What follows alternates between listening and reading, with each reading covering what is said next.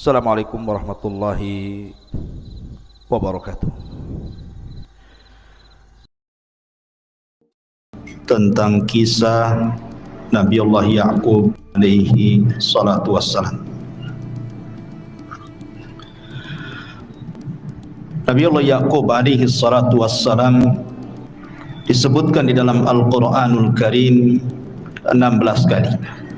Al-Baqarah ayat 132, kemudian juga Al-Baqarah 133, kemudian Al-Baqarah 136, Al-Baqarah 140, Al-Imran 84, An-Nisa 163, kemudian Al-An'am ayat 84, kemudian Hud 71, kemudian juga disebutkan dalam surah Yusuf ayat 6, kemudian terulang dalam Yusuf 38 dan juga Yusuf 68, kemudian dalam surah Maryam ayat 6, kemudian terulang di Maryam 49, Al-Anbiya 72, Al-Ankabut 27, dan yang terakhir dalam surah Shad ayat 45. Ma'asyiral muslimin yang dimuliakan Allah Subhanahu wa taala, cerita Nabi Ya'qub di dalam Al-Quran memang tidak setertib kisah Nabi Allah Musa, Ibrahim, Nabi Allah Yusuf dan begitu seterusnya. Kisahnya hanya global saja. Akan tapi kita akan berusaha untuk menceritakan secara tertib dengan mengambil beberapa kisah Israeli atau Bani Israel untuk sebagai pelengkap saja. Kita tahu bahawa Nabi Allah Ya'qub alaihi salatu wassalam adalah seorang nabi, bapaknya juga nabi dan kakeknya juga nabi. Bapaknya Ishak nabi, Ibrahim juga kakeknya adalah nabi. Bahkan Nabi Ya'qub lahir saat Ibrahim masih hidup. Dan itu dijelaskan dalam surah Hud ayat 71-72. Wa mra'atuhu qa'imatun fadhahikat fabasyarnaha bi Ishaqa wa min wara'i Ishaqa Ya'qub. Maka istri Ibrahim pun langsung berdiri kemudian tertawa. Maka kami beri kabar gembira kepada dia dengan kelahiran Ishak dan setelah Ishak Ya'qub. Artinya Ya'qub putra Ishak lahir saat Ibrahim masih hidup. Dan yang menarik adalah Nabi Allah Ya'qub alaihi salatu wassalam adalah bapa dari seluruh Bani Israel. Apabila disebut Bani Israel yang banyak sekali ceritanya dalam Al-Quran, terutama dalam surah Al-Baqarah, itu kembali kepada Nabi Allah Ya'qub alaihi salatu wassalam. Karena Ya'qub sendiri namanya Israel, maka anak-anaknya dan turunannya disebut Bani Israel. Di dalam surah Al-Imran ayat 93, Allah mengatakan kullu ta'ami kana hillal li bani Israil illa ma harrama Israilu ala nafsi min qabli an tunazzala at-tauratu qul fa'tu bit-taurati fatluha in kuntum shadiqin. Setiap makanan semuanya halal dahulunya bagi Bani Israel, kecuali yang diharamkan Israel terhadap dirinya sebelum diturunkan Taurat. Maka Allah mengatakan, katakan ya Muhammad kepada orang-orang Yahudi Madinah itu, datangkan Taurat kepadaku, baca oleh kalian kalau kalian memang orang-orang yang jujur. Dahulu di zaman Nabi Allah Ya'qub alaihi salatu wassalam, karena di sini bahasanya kullu ta'amin kana hilla di Bani Israel, setiap makanan itu halal bagi Bani Israel kecuali apa yang diharamkan Israel. Maksudnya apa yang diharamkan Nabi Ya'qub. Karena dahulu di zaman itu, kalau seseorang mencintai sesuatu, maka dia akan mengharamkan sesuatu itu kepada dirinya. Beda dalam Islam, kalau kita mencintai sesuatu justru disuruh disedekahkan. Sebagaimana hadis Nabi sebagaimana Allah Subhanahu wa taala berfirman, "Lan tanalul birra hatta tunfiqu mimma tuhibbun." Seseorang tidak mungkin sampai level albir, amal soleh tertinggi, sampai mampu menginfakkan harta yang dicintainya. Kalau kita suruh infak gitu ya. Kalau zaman dulu mencintai sesuatu itu maka akan mengharamkan kepada dirinya sesuatu. Lah disebutkan bahwa Nabi Allah Ya'qub alaihi salatu wassalam suatu ketika ditimpa penyakit yang disebut dengan irqun nisa. Penyakitnya namanya irqun nisa. Irqun nisa itu artinya seperti penyakit tulang, atau mungkin senangnya kita katakan encok lah. Kalau ada orang encok. Jadi Nabi Ya'qub itu suatu ketika sakit, kena encok. Tiap malam tidak bisa tidur sama sekali. Akhirnya kemudian dia berdazar, "Ya Rabb, kalau seandainya kau sembuhkan penyakitku, maka aku tidak akan makan daging unta dan tidak akan meminum susunya." Sejak itulah maka haram daging unta dan juga minum air susunya. Padahal daging unta di zaman itu adalah makanan terlezat, dan juga susunya itu yang paling disukai Nabi Ya'qub. Jadi karena dia ingin sembuh, kalau sembuh kan senang, dan kalau senang orang-orang dulu ya mengharamkan sesuatu kepada dirinya, makanya diharamkan untuk tidak makan daging unta dan juga air susunya. Ma'asyiral muslimin yang dimuliakan Allah Subhanahu wa taala, sebenarnya dalam Islam disebutkan dalam sebuah hadis Nabi sallallahu alaihi wasallam dari Anas ibn Malik radhiyallahu an, dia mengatakan, aku mendengar Rasul bersabda, "Shifa'u irqin nisa al-yatu syati a'rabiyyati tudhabu thumma tujarra salasata ajza thumma yushrabu 'ala ar-riq fi kulli yawmin juz'un." Dalam hadis yang dikeluarkan oleh Imam Ibnu Majah, kata Anas bin Malik, saya mendengar Nabi SAW bersabda, obat penyakit encok itu adalah buntutnya ekor kambing kampung yang betina, yang dikeringkan kemudian dibagi menjadi 3 bagian, lalu diminum dengan air bersih 1 bagian setiap harinya. Artinya dalam Islam kan ada obatnya gitu. Tapi dulu Nabi Ya'qub sudah berobat kemana-mana, tidak sembuh-sembuh, makanya dia bernazar, kalau sembuh penyakit tulangku ini, penyakit encokku ini yang membuat saya tidak bisa tidur malam-malam, maka aku akan haramkan makan daging unta dan juga air susunya. Makanya Allah mengatakan dalam ayat yang saya baca tadi, setiap makanan kul ta'ami kana hilla li bani Israil, setiap makanan awalnya halal bagi Bani Israel, illa ma harrama Israilu ala nafsi, kecuali yang diharamkan Ya'qub terhadap dirinya. Maksudnya dia mengharamkan kepada dirinya makan daging unta dan minum air susunya. Ma'asyiral muslimin yang dimuliakan Allah Azza wa Jalla, ada sebuah hadis di zaman Nabi sallallahu alaihi wasallam dari Abdullah ibn Abbas radhiyallahu anhuma. Hadis ini dikeluarkan oleh Ahmad ibn Ahmad Asy-Syakir, dan hadis ini juga dikeluarkan oleh Imam Ahmad dalam musnadnya dengan sanad yang hasan. Jadi Abdullah ibn Abbas radhiyallahu anhuma menceritakan, ada orang-orang Yahudi datang kepada Nabi sallallahu alaihi wasallam, kemudian bertanya 4 soalan. Bertanya 4 soalan. Mereka mengatakan la ya'lamuhunna illa nabi. 4 soalan ini tidak ada yang bisa menjawab kecuali seorang nabi. Kata Nabi SAW, saluni amma syi'tum, silakan tanya sesuka kamu, walakin ij'alu li dhimmatallah, tetapi apa jaminannya kalau ku jawab? Kalian mau beriman? Maka mereka mengatakan fadzalikalah, terserah kamu. Kemudian mereka mengatakan kepada Nabi SAW, pertanyaan yang pertama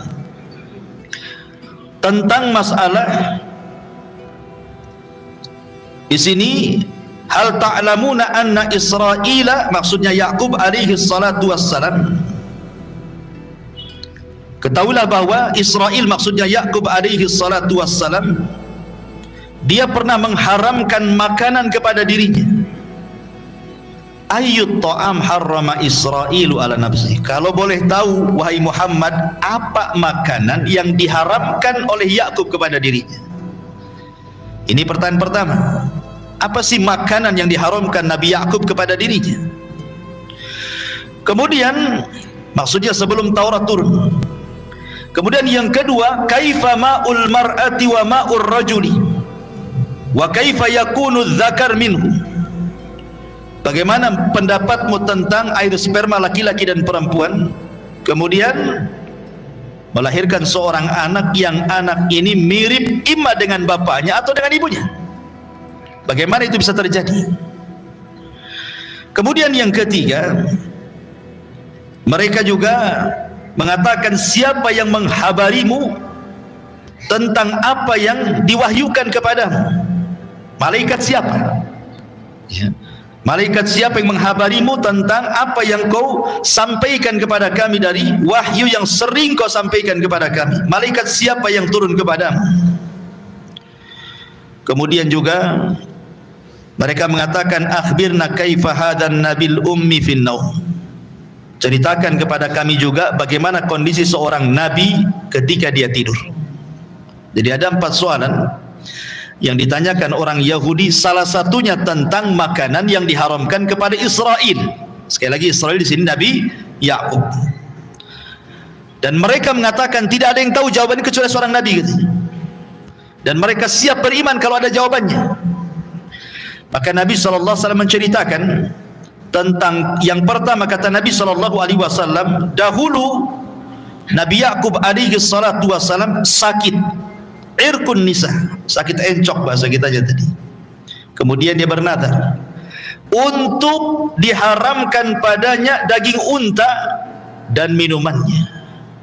Kemudian orang Yahudi mengatakan, sodaqta, kau benar wahai Muhammad. Mereka membenarkan itu. Ya.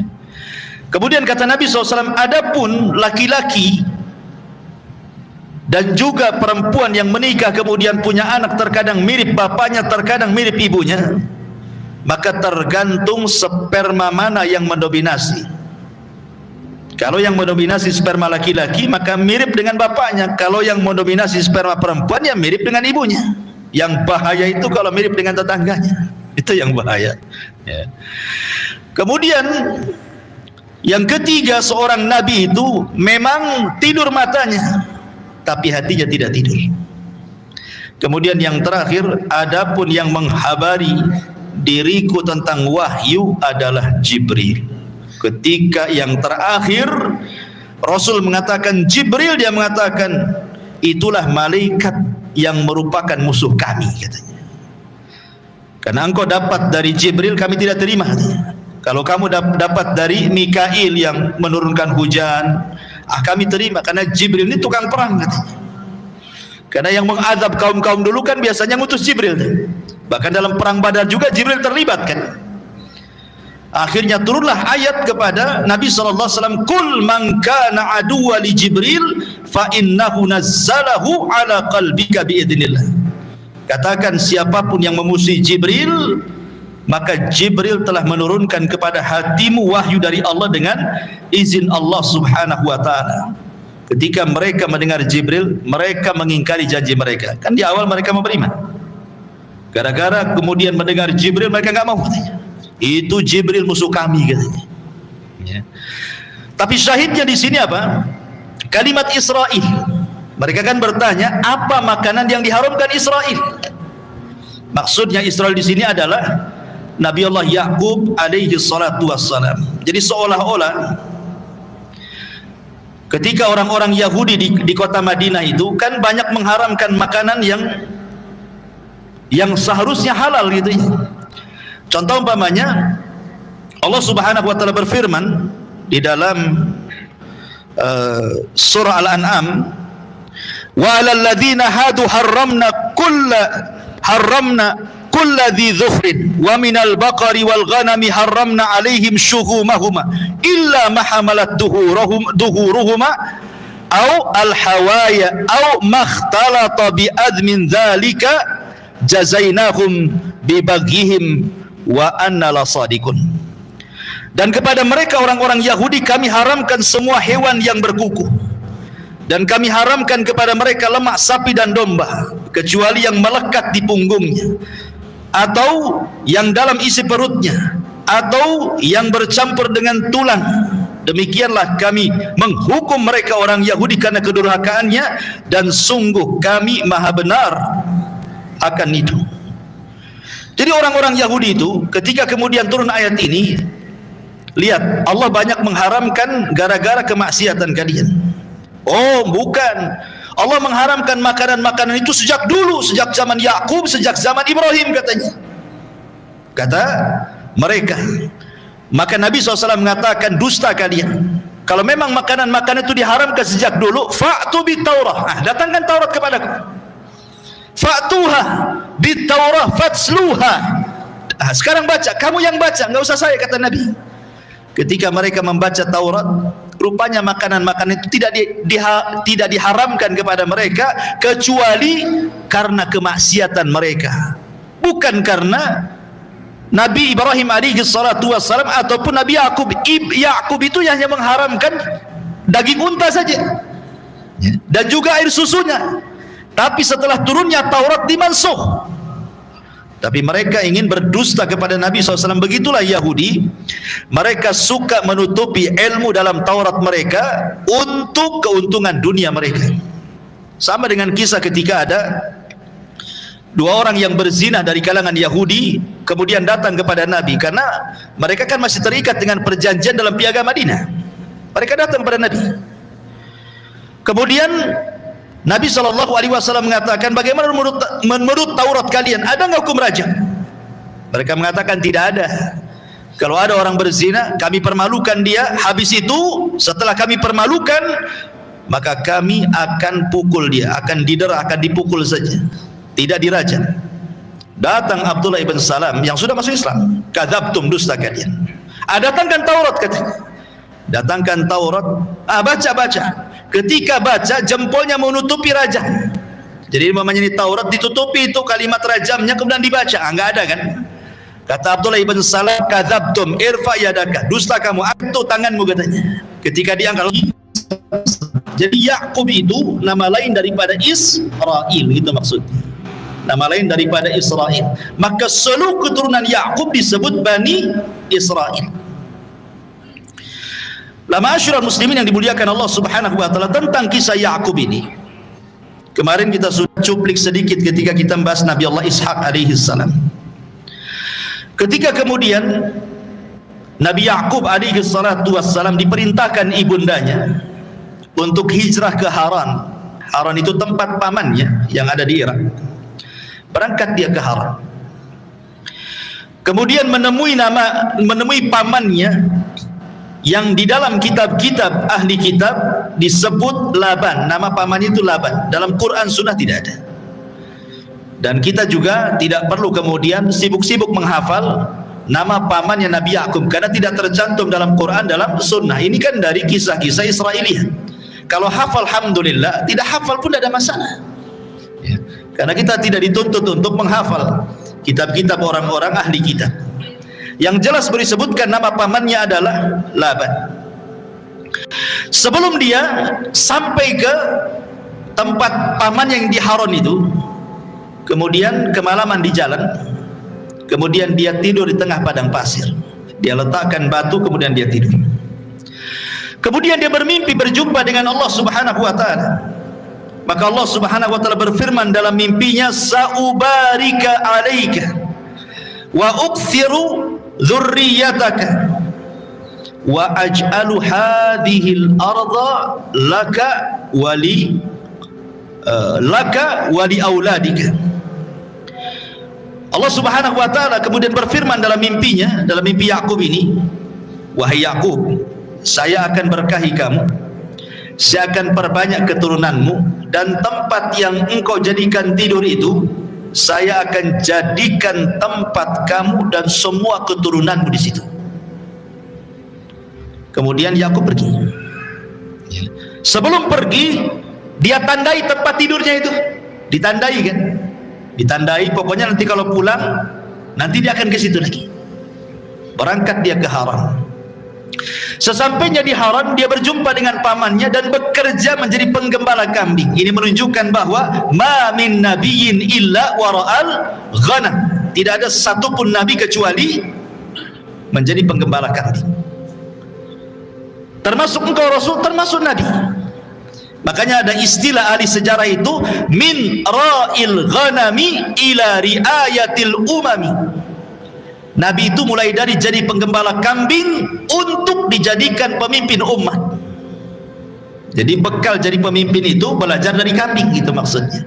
Makanya bahasanya min ra'il ghanami ila riayatil umami. Dari menjadi penggembala kambing disiapkan untuk memimpin umat. Kambing dulu dipimpin baru umat dipimpin, gitu maksudnya. Jadi banyak pelajaran orang-orang yang menggembala kambing. Ya, betul-betul yang menggembala lah ya. Ya, bukan kita beli di Tamiang kandang, kemudian orang lain pula yang menggembalanya. Kita sendiri gitu. Nanti banyak faedah tuh kalau kita langsung bermuamalah dengan kambing itu. Baik, ma'asyiral muslimin yang dimuliakan Allah Azza wa Jalla, ketika dia bekerja dengan pamannya, rupanya dia naksir salah satu putri Laban ini, kan dua putrinya. Yang pertama namanya Lia dan yang kedua namanya Rahil. Lah yang cantik ini Rahil. Lia ini kurang cantik. Masalahnya Lia ini kakaknya, Rahil adiknya. Jadi akhirnya kemudian Nabi Allah Yakub minta kepada Laban, nikahkan salah satu putrimu Rahil kepada. Kata Laban, oh tidak bisa, langsung main dinikahkan. Ada syaratnya. Oh, syaratnya apa? Kau harus bekerja kepadaku 7 tahun.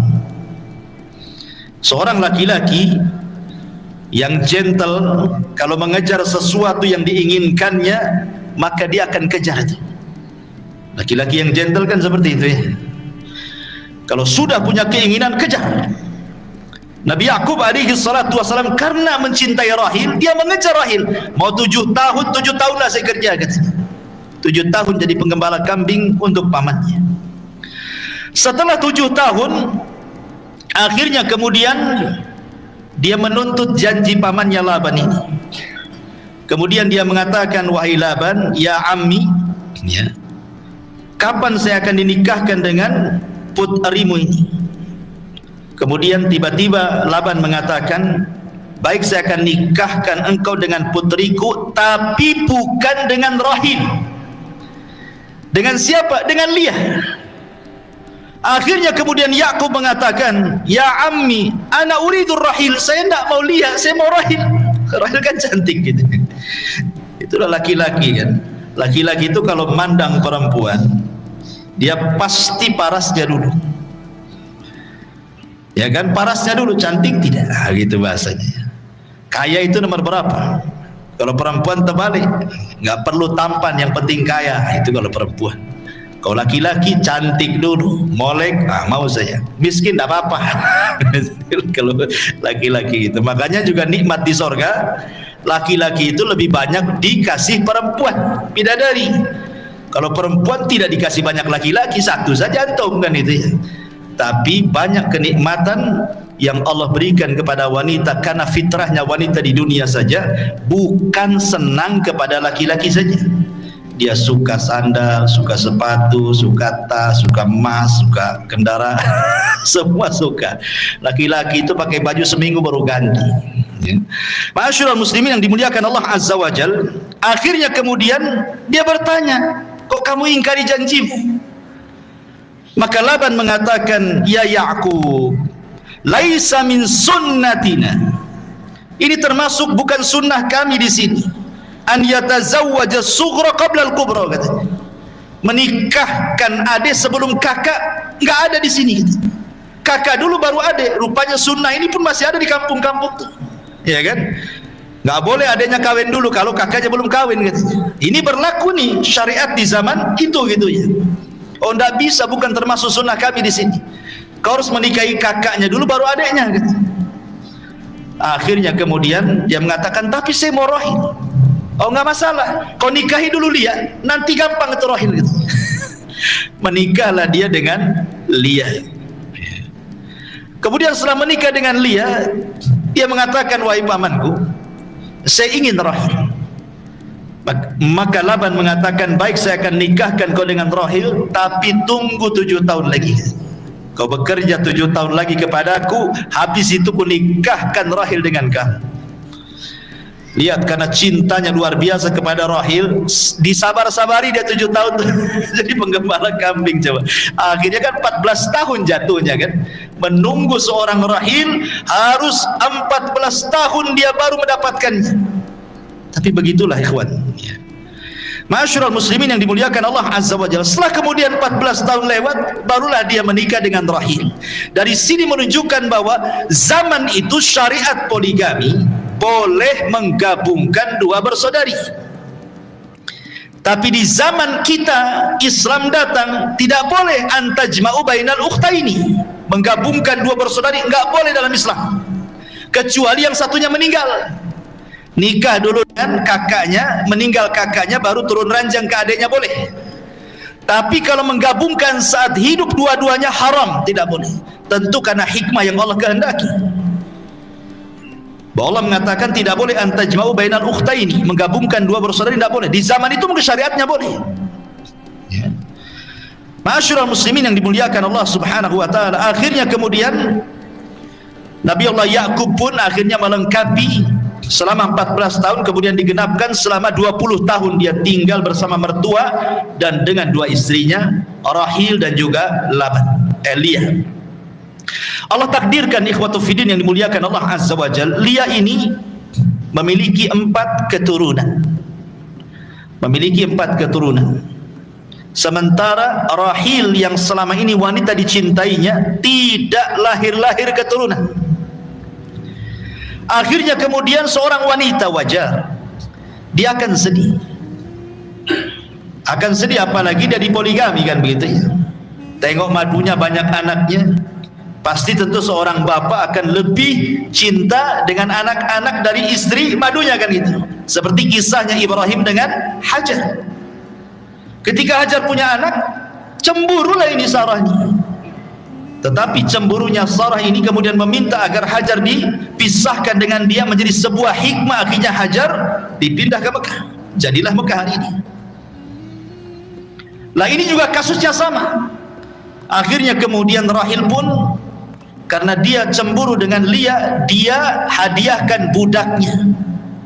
Satu budaknya dihadiahkan kepada Ibrahim alaihi salatu wassalam. Kemudian melihat bahwa Rahil menghadiahkan budaknya, oh Lia pun sama, dia tidak mau kalah, dihadiahkan juga budak perempuannya. Maka digaulilah 2 budak ini, rupanya masing-masing punya 2 putra, baik dari budaknya Lia ataupun budaknya Rahil. Rahil tidak kunjung punya anak. Subhanallah, makin sedih dia. Budaknya sudah punya anak 2, budak dia sudah punya anak 2, dan budaknya dia sudah punya anak 2, dia masih tidak punya anak juga. Subhanallah. Akhirnya dia berdoa kepada Allah Subhanahu wa taala, terus berdoa. Subhanallah, Allah Subhanahu wa taala rahim. Nabi Allah Zakaria alaihi salatu wassalam tidak putus asa berdoa untuk punya keturunan. Akhirnya dianugerahi Yahya ibn Zakaria. Maka dengan terus berdoa, akhirnya kemudian Allah kabulkan. Rahil punya anak 2. Pertama Nabi Yusuf, kemudian lahir lagi adiknya namanya Binyamin. Ya, namanya Binyamin. Kemudian Lia punya anak 2 lagi. Jadi genap menjadi 12 keturunan daripada Nabi Allah Ya'qub alaihi salatu wassalam. Jadi Ya'qub punya 12 anak. Makanya ketika Nabi Yusuf alaihi salatu wassalam bermimpi, apa kata Yakub? Ketika Yusuf mengatakan ahada asyara kaukaban, aku melihat 11 bintang sujud kepada aku. Maksudnya 11 bintang itu saudaranya gitu ya. 11 dari saudaranya, dengan dia 12. Baik, masyarakat muslimin yang dimuliakan Allah Subhanahu wa taala. Kemudian setelah punya anak dan keturunan dan tinggal selama 20 tahun bersama Laban pamannya, dan Allah Subhanahu wa taala menganugerahkan kepada Yakub banyak harta dan banyak anak, kan sebagaimana mimpinya di padang pasir tadi kan. Allah mengatakan dalam mimpinya bahwa aku akan berkahi engkau, aku akan perbanyak keturunan engkau, dan aku akan jadikan tempat engkau tidur ini tempat untuk tinggalmu di situ dan juga keturunan. Makanya kemudian dia hartanya banyak, anaknya banyak. Subhanallah, nikmat yang luar biasa. Kemudian setelah 20 tahun bersama Laban, dia pun pulang ingin berjumpa dengan ayahnya di Palestina, di Palestina sana, Nabi Allah Yaqub, Nabi Allah Ishak alaihi salatu wassalam, dan juga abangnya namanya Lais. Kemudian harta itu dibagi kepada keduanya, kepada ayahnya Yakub dan kepada ayahnya Yakub Ishak, dan juga kepada saudaranya Lais. Kemudian dia mengunjungi tanah yang pernah dia mimpi di situ.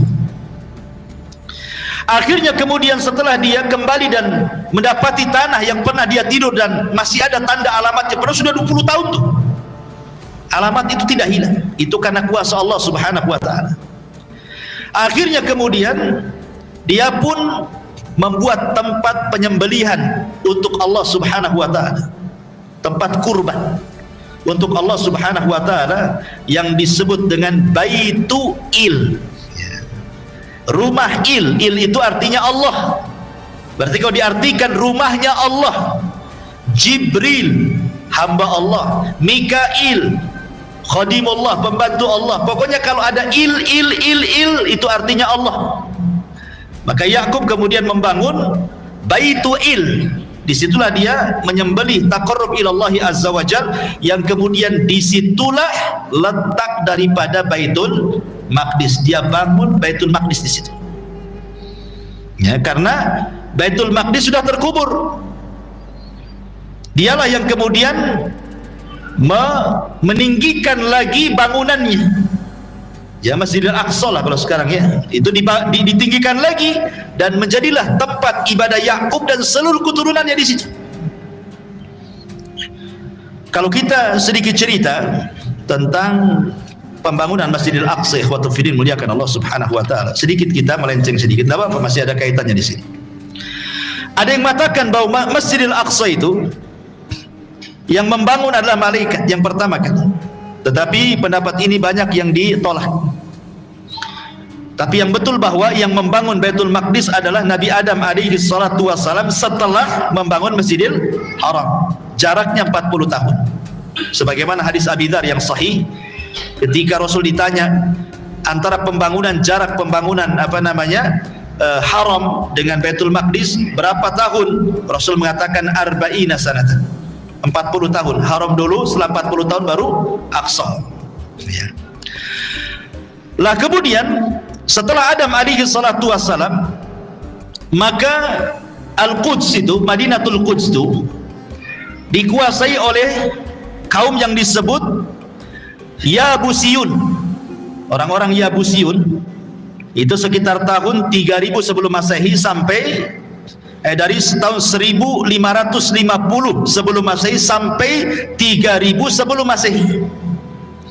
Sampai kemudian datanglah kabilah yang disebut dengan Kan'aniyah atau Kan'aniyun. Mereka lah yang kemudian membangun Madinatul Quds, yang dulu disebutnya adalah Aru Shalim, yang disebut dengan Madinatus Salam. Nah, sekarang disebut dengan Yerusalem lah bahasa kita. Ya. Kemudian setelah itu pada tahun 1000 sebelum Masehi itu kan datang Faraina, orang-orang Faraina menguasai.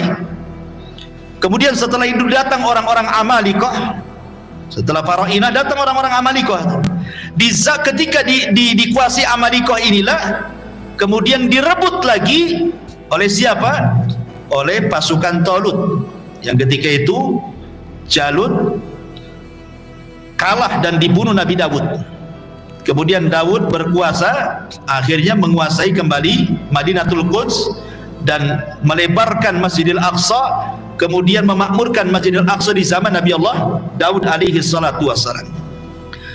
Kemudian setelah Daud meninggal, diteruskan oleh Nabi Allah Sulaiman. Lah Nabi Allah Sulaiman alaihi salatu wassalam kemudian merenovasi itu, merenovasi kembali Masjidil Aqsa. Bahkan setelah selesai dia membangun Masjidil Aqsa, dalam hadis yang sahih Nabi Sulaiman alaihi salatu wassalam ketika sudah selesai membangun Baitul Maqdis itu, dia berdoa dengan 3 doa kan. Doa yang pertama, agar dia bisa berhukum yang sesuai dengan hukum Allah. Doa yang kedua, bahwa dia minta kepada Allah agar kekuasaan yang Allah berikan kepadanya tidak diberikan kepada orang setelahnya.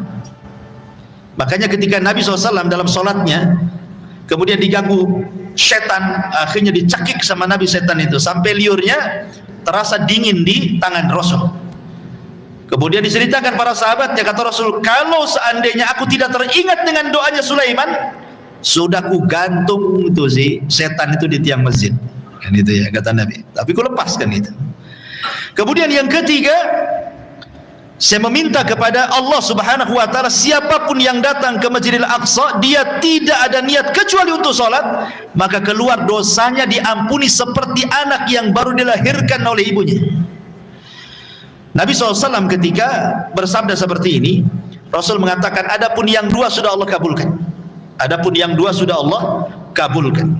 Berhukum dengan hukum Allah dan meminta agar kekuasaannya cukup sampai dia saja. Jangan ada orang yang berkuasa setelahnya seperti Sulaiman. Adapun yang ketiga, semoga, kata Nabi SAW, wa arju an yakuna qad u'tiya tsalitsah, dan aku hanya mengharap bahwa yang ketiga sudah diberikan. Karena Rasul kan pernah sholat di Masjidil Aqsa gitu kan. Mudah-mudahan yang ketiga juga dikasih. Jadi saya sudah pernah sholat di situ, jadi keluar seperti anak yang melahirkan, kan itu maksudnya. Ya. Ma'asyiral muslimin yang dimuliakan Allah Azza wa Jalla. Lah setelah Sulaiman meninggal, kan kita tahu bahwa Bani Israel kan terpecah tuh. Ada yang disebut dengan Mamlakah Israiliyah, dan itu sebelah utara. Ada yang disebut dengan Mamlakah Yahudi, dan itu sebelah selatan. Lah yang menguasai Baitul Maqdis itu orang-orang Yahudi. Ya kan pecah tuh setelah Nabi Sulaiman meninggal, pecah Bani Israel. 2 kerajaan. Ya. Yang satu disebut kerajaan Israel, yang satu disebut kerajaan Yahudi. Kemudian datanglah orang-orang Babil dari Irak yang kemudian menyerbu Palestina kan. Ada yang mengatakan Bukhtun Nasr, menghabiskan semua orang-orang Palestina. Orang-orang di Yahudi dibantai sampai dirobohkan semua bangunan, termasuk juga Haikal Sulaiman ataupun Masjidil Aqsa dihancurkan oleh Bukhtun Nasr. Ya. Baru kemudian setelah Bukhtun Nasr berkuasa dan orang Yahudi banyak yang jadi tawanan, kemudian yang lain juga kemana-mana cari suaka, perempuan anak-anak jadikan budak. Baru setelah itu Persia menyerang, Babil kalah. Ya, karena Persia ketika menyerang Babil ini atas bantuan orang-orang Yahudi gitu ya. Makanya kemudian Persia mengembalikan tawanan-tawanan Yahudi yang ada di Irak untuk kembali ke Baitul Maqdis dan membangun lagi Baitul Maqdis. Ya, di tangan Persia itu. Sampai akhirnya Persia dikalahkan Romawi. Dikalahkan Romawi. Akhirnya kemudian mereka pun menjadi budak lagi di bawah Romawi. Romawi Nasrani. Ya, orang-orang Nasrani kan orang-orang Yahudi. Ya. Sampai akhirnya kemudian Romawi pun pecah menjadi 2, ada Imperium Romawi, ada Imperium Byzantium ya. Lah, yang Imperium Byzantium inilah sebelah timur, kalau yang Romawinya sebelah barat gitu ya. Lah, barulah kemudian dia membangun, orang Romawi Bizantium ini membangun gereja. Makanya kan dekat Masjid Al-Aqsa kan ada gereja juga di situ. Gereja yang disucikan orang Nasrani disebut dengan Kanisatul Qiyamah sampai hari ini. Ya, makanya kenapa Baitul Maqdis itu disucikan orang Yahudi, disucikan orang Nasrani, disucikan orang Islam. 3 agama di situ semua. Ya. Sampai akhirnya kemudian orang Persia datang lagi, kemudian menyerang Romawi kalah, tapi kemudian Romawi berhasil mengalahkan Persia sampai kemudian akhirnya datang Nabi SAW. Intinya bahwa itu sekilaslah cerita tentang pembangunan Baitul Maqdis atau Masjidil Aqsa. Kembali kepada cerita Nabi Allah Yaqub alaihi salatu wassalam. Lah Nabi Yaqub alaihi salatu wassalam ketika kemudian sudah sampai bersama ayahnya membangun Baitul Maqdis di situ, kemudian membangun Masjidil Aqsa kembali, dibangun kembali gitu ya. Jadi bukan dari awal, tidak, karena asasnya sudah ada, pondasinya sudah ada. Asik roboh dibangun gitu saja. Ya. Sama juga dengan kasusnya Ka'bah kan gitu. Ka'bah kan gitu juga, roboh dibangun lagi kan, sampai ke yang terakhir di zaman Abdullah ibn Zubair kan, dirobohkan dibangun lagi. Karena ketika itu Abdullah ibn Zubair mengatakan bahwa ini bangunan Quraisy, tidak sama dengan bangunan Ibrahim. Dirobohkan sama Abdullah ibn Zubair ketika menjadi khilafah di kota Madinah. Akhirnya dibangun seperti bangunan Ibrahim. Tetapi setelah Abdullah bin Zubair mati di tangan Hajjaj, Abdul Malik ibn Marwan tidak tahu hadisnya, dirobohkan lagi sama dia, dibangun lagi balik seperti bangunan Quraisy. Setelah diingatkan Abdul Malik ibn Marwan itu bahwa Rasul pernah ngomong sama Aisyah bahwa dia akan merobohkan, tapi karena takut fitnah kaumnya nggak jadi. Barulah kemudian Abdul Malik ibn Marwan merasa menyesal, kalau aku tahu aku akan biarkan itu. Kemudian di zaman itu kan Imam Malik rahimahullah telah pernah ditanya, wahai Imam, bagaimana kalau kau sarankan kepada penguasa? Karena di zaman Imam Malik kan, Imam Malik itu ulama yang paling disegani penguasa. Takut penguasa kepada Imam Malik itu. Jadi memungkinkan Imam Malik ngomong sama penguasa kan, gimana kalau Ka'bah itu kita robohkan saja, kemudian kita bangun seperti bangunan Ibrahim? Kata Imam Malik, jangan, nanti akan jadi permainan penguasa, dirobohkan, dibangun sampai kapan? Kata gitu. Akhirnya ya sampai seperti ini sekarang, Ka'bah masih dalam bentuk bangunan orang-orang Quraisy, bukan dalam bentuk bangunan Ibrahim. Karena kalau dalam bentuk bangunan Ibrahim, Hijar Ismail itu masuk ke dalam, ya, masuk ke dalam gitu ya, dan pintunya dua, dan pintunya di bawah, ada pintu masuk, ada pintu keluar. Karena kan pintunya tinggi, satu lagi pintunya kan itu. Ya, jadi orang-orang tertentu saja yang masuk. Kalau kan semua orang bisa masuk Ka'bah. Ya. Intinya bahwa ma'asyiral muslimin yang dimuliakan Allah Azza wa Jalla, akhirnya kemudian Nabi Yakub pun hidup bersama keluarganya. Ada yang mengatakan bahwa ketika Allah Subhanahu wa taala berfirman di dalam surah Al-Baqarah ayat 136, qulu amanna billah wa ma unzila ilaina wa ma unzila ila Ibrahim wa Ismail wa Ishaq wa Yaqub wal asbat. Di sini ada kalimat asbat. Ya. Katakan, kami beriman kepada Allah dan apa yang diturunkan kepada kami dan apa yang diturunkan kepada Ibrahim, Ismail, Ishak, Yakub dan asbat. Siapa asbat di sini? Ada yang mengatakan seperti Al-Imam At-Tabari dalam tafsirnya mengatakan asbat itu adalah 12 putra Yakub disebut asbat. Jadi 12 putra Yakub itu disebut asbat yang disebutkan dalam Al-Baqarah 136. Itu menurut At-Tabari. Kenapa demikian? Karena dalam bahasa Arab asal lafaz, asal kalam itu tidak boleh ada takdir, tidak boleh ada kalimat-kalimat yang tersembunyi. Kita harus memahami secara zahir ayat. Ya. Tetapi pendapat ulama tafsir yang lainnya tidak, asbat itu bukan anak-anak Yakub.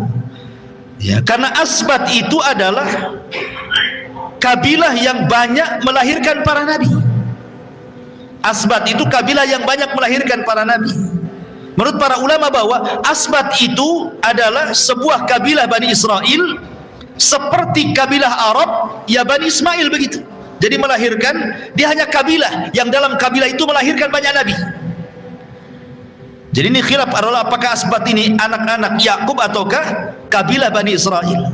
Tapi pendapat yang kuat bahwa al-asbat itu bukan anak-anak Yakub, tetapi keturunan daripada anak-anak Yakub yang kelak akan ada satu kabilah banyak lahir nabi-nabi dari situ. Itulah disebut asbat.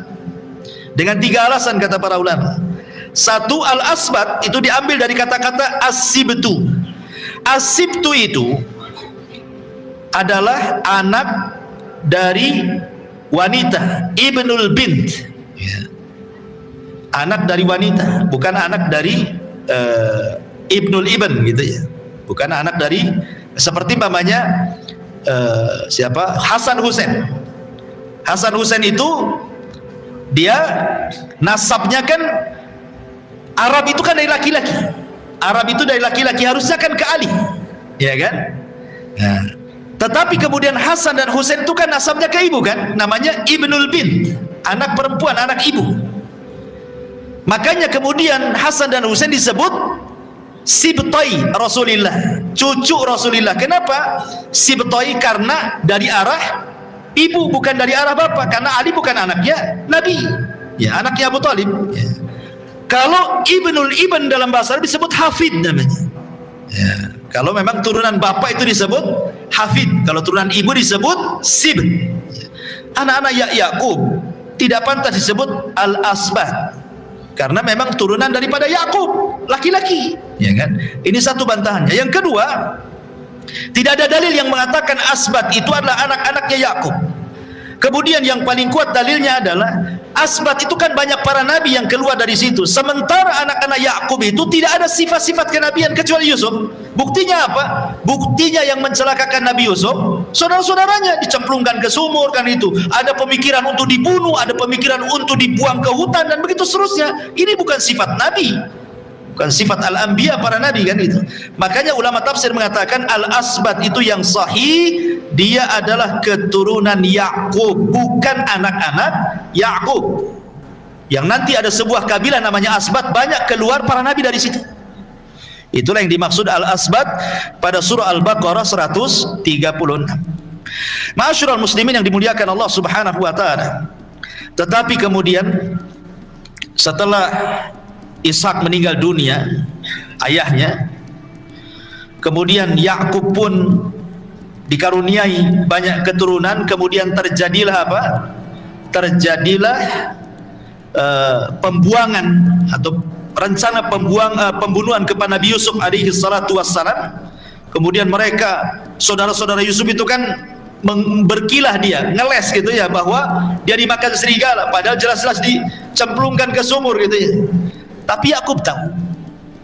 Lah sebab itulah Yakub menangis setiap hari sampai ibiyaddat ainah, sampai air mata yang keluar itu bukan bening lagi, jadi putih. Ada sebagian ahli tafsir mengatakan sebab itulah Yakub jadi buta. Ya. Kalau ada orang yang mengatakan bahwa macam mana seorang nabi tidak sabar akan kematian putranya, harusnya kan sabar dia kan. Dia kan nabi.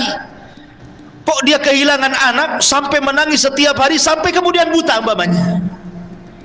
Dia kan seorang nabi, harusnya dia sabar ketika kematian anaknya. Jawabannya kata para ulama tafsir, memang tidak ada hadis yang marfu sampai Nabi SAW, tetapi ada riwayat dari kalangan ahli tafsir mengatakan bahwa sebab menangisnya Yakub sampai dia buta, setelah dia berjumpa dengan Nabi Yusuf ketika Yusuf sudah jadi penguasa di Mesir. Yakub ini baru bercerita, kan Yusuf bertanya, kenapa engkau sesedih itu wahai bapakku? Karena kehilangan aku, kata Yusuf. Maka Yakub mengatakan, ya Yusuf, sesungguhnya ketika engkau hilang dari pandanganku, aku takut engkau tidak berada di atas agama Islam sehingga aku tidak berjumpa lagi dengan engkau di sorga. Itu alasannya. Ya, jadi Yakub itu menangisi Yusuf karena dia kan tahu Yusuf ini memang anak yang dicintai oleh Yakub dari semua anak-anaknya. Walaupun semua anak Yakub, tetapi itulah Allah takdirkan terkadang ada seorang bapa melebihkan kecintaan kepada salah satu anaknya, kan begitu. Mungkin karena akhlaknya, karena agamanya, karena cerdasnya, karena baiknya, kan tidak tahu kita ya. Mestilah antum akan merasakan itu. Secara keadilan terkadang tidak adil ayah itu kepada anak, kan maksudnya perasaan cinta. Ya, itu tidak ada masalah. Kalau cinta kepada anak tidak adil itu tidak ada masalah. Sama dengan orang yang berpoligami, lebih mencintai salah satu istri tidak ada masalah. Seperti Rasul lebih mencintai Aisyah radhiyallahu anha dibandingkan istri yang lainnya, karena cinta itu tidak bisa diadili. Cinta itu perasaan. Makanya kenapa ketika kehilangan Yusuf, Yakub sampai menangis setiap hari. Jadi jawaban yang tepat wallahu alam bahwa menangisnya Yakub kepada Yusuf sampai dia buta itu karena itu alasannya. Ketika Yusuf bertanya kepada Yakub, kenapa kau sesedih itu wahai abah, wahai bapakku? Kata Yakub, bukan itu masalahnya. Ketika engkau hilang, aku takut kalau engkau tidak lagi beragama buyutmu, maksudnya Ibrahim, agama Islam, sehingga aku dan engkau tidak akan berjumpa lagi di sorga. Makanya aku sedih ya. Makanya kenapa ma'asyiral muslimin yang dimuliakan Allah Azza wa Jalla, ketika Yakub sudah mendekati ajalnya, wasiat Yakub apa? Idh hadara Yaqubul maut, ketika Yakub mendekati kematiannya, kan dia kumpulkan banihi, semua anak-anaknya. Apa pertanyaan Yakub? Ma ta'buduna mim ba'di, kan begitu. Kira-kira apa yang kalian akan sembah sepeninggalku, kata Yakub kepada anak-anaknya. Baru anaknya mengatakan, ya kami menyembah Tuhannya Ibrahim, Ishak, engkau, dan begitu seterusnya, kan begitu. Tapi lihat bagaimana seorang nabi menanamkan tauhid kepada anak-anaknya. Karena itulah dakwah para nabi. Yang pertama didakwahkan adalah soal akidah, soal tauhid, soal tauhid, mengajak manusia untuk mengesahkan Allah Subhanahu wa taala. Ada sebuah riwayat saat detik wafatnya Yakub ini, didatangi malaikat. Sekali lagi ini tidak ada hadis yang marfu, tetapi ada mufassir ahli tafsir yang kemudian menceritakan ini. Mungkin diambil dari kisah Isra, wallahu a'lam. Jadi ketika Yakub ini mendekati waktu ajalnya, maka dia berdoa kepada Allah Subhanahu wa taala untuk jangan diwafatkan kecuali dikirim 1 atau 2 tanda. Maka ketika betul-betul tanda itu sudah diberikan Allah Subhanahu wa taala dan Yakub tidak tahu tanda itu, tanda apa itu, maka malaikat maut datang. Kemudian Yakub bertanya, bukankah aku sudah meminta kepada Allah agar jangan engkau cabut nyawaku kecuali setelah Allah kirim tanda-tanda itu kepadaku? Kata malakul maut, Allah sudah kasih tanda 3 lagi kepadamu, katanya. Kata Yakub, apa itu? Kata yang malaikat maut, yang pertama uban yang ada di kepalamu. Itu 1. Ingat, yang ada uban di kepala. Ini tanda yang pertama, uban di kepala. Yang kedua, kata Yakub, engkau sudah tidak bisa berdiri dengan tegap lagi. Pinggangmu sudah tidak lurus. Orang tua kan susah mau jalan. Itu yang kedua. Hati-hati yang susah jalan. Yang ketiga, dha'fu badanik. Kau sudah lemah, banyak penyakit. Akhirnya kemudian malakul maut mencabut nyawa Yakub, tapi sebelum dia meninggal dia berpesan kepada Nabi Yusuf agar jasadnya jangan dikubur di Mesir. Dia minta dikuburkan di samping Ishak di Khalil di Palestina sana. Ya. Tetapi di sini ma'asyiral muslimin yang dimuliakan, bagaimana lihat berapa banyak orang, ini kan tanda-tanda umum ya, bukan tanda-tanda kepada Yakub saja. Tanda-tanda seperti ini hampir semua adalah. Ya, orang-orang tua kan ada semua tuh. Rata-rata orang yang sudah meninggal, sudah tua ya 3 tanda ada semua lah kan itu. Masalahnya 3 tanda sudah ada pun merasa dia akan hidup selamanya. Jama'a malahu wa addada yahsabu anna malahu akhlada. Dia merasa bahwa hartanya bisa mengekalkan hidupnya. Padahal aina ma takunu yudrikumul mautu walau kuntum fi burujin musayyada. Di mana saja kau berada, kematian itu akan menjemput kalian. Apalagi di zaman sekarang. Ya, tanda-tanda tua akan mati itu terbantahkan di zaman sekarang. Kenapa? Karena yang bisa naik motor ngebut itu bukan kakek-kakek. Rata-rata anak-anak tanggung. Semua yang mati di jalan-jalan, anak-anak tanggung semua kan. Anak SMP, SMA itu lebih banyak yang mati daripada orang tua. Orang tua tak bisa trek-trek kan. Ya. Artinya bahwa tua itu bukan tanda kematian, walaupun tua sudah mendekati kematian. Karena buktinya anak muda banyak yang meninggal. Sama dengan sakit. Sakit bukan tanda kematian, tapi sakit mendekati kematian. Banyak orang sehat mati. Ya. Makanya di sini masyarakat ibrahnya bahwa kematian itu bukan di mana, tapi bagaimana caranya kita mati. Ya, caranya matilah di atas husnul khatimah. Wallahu a'lam bishawab. Ini di antara sekilas kisah Nabi Yakub alaihi salatu wasallam, dan minggu depan di kisah yang menarik sekali yang disebutkan oleh Al-Qur'an ahsanul qasas. Sebaik-baiknya kisah dalam Quran. Yang Allah Subhanahu wa taala firmankan, ya, bahwa sebaik-baiknya kisah dalam Al-Quran adalah kisatu Yusuf alaihi salatu wassalam. Banyak ibrah karena kisah Nabi Yusuf ini lengkap masalahnya. Ya, mulai dari kecil sampai kemudian safarnya sampai ke Mesir, sampai macam-macam banyak pelajaran, dan insyaallah kita akan sampai kepada pembahasannya. Kita tutup. Subhanallah bihamdika asyhadu an la ilaha illa anta astaghfiruka wa atubu ilaik. Allahu ta'ala alam. Assalamualaikum warahmatullahi wabarakatuh.